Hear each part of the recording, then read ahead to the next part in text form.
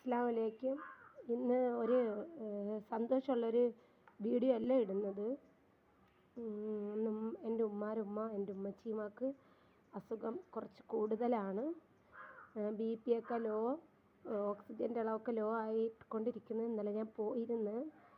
ഒരു ആഗ്രഹം അവർ പറഞ്ഞിട്ടുണ്ടായിരുന്നു, ഒരു ദിവസമെങ്കിലും എൻ്റെ വീട് വെച്ചിട്ട് കിടക്കണമെന്ന്.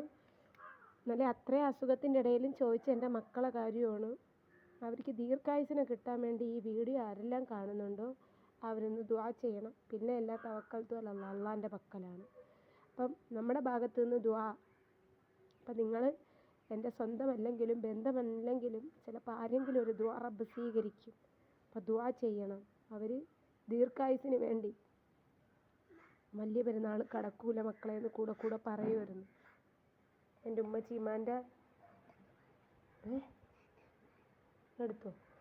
എൻ്റെ ഉമ്മച്ചീമാൻ്റെ പൈസയാണ് ഫസ്റ്റ് മാമച്ചിയുടെ കയ്യിൽ കൊടുക്കണത്, 5000 രൂപ. അത് 5000 രൂപയല്ല, അതെനിക്ക് കോടികളെ വിലയാണ്. കാരണം എന്ന് വെച്ചാൽ എനിക്കൊരു വീടിന് വേണ്ടി. ഇപ്പം നിങ്ങൾ ആ വീടിന് വേണ്ടിയൊന്നും ആരും ഒന്നും ചെയ്യണ്ട, ദുആയും അതൊക്കെ അങ്ങനെ ഇരുന്നോട്ടെ.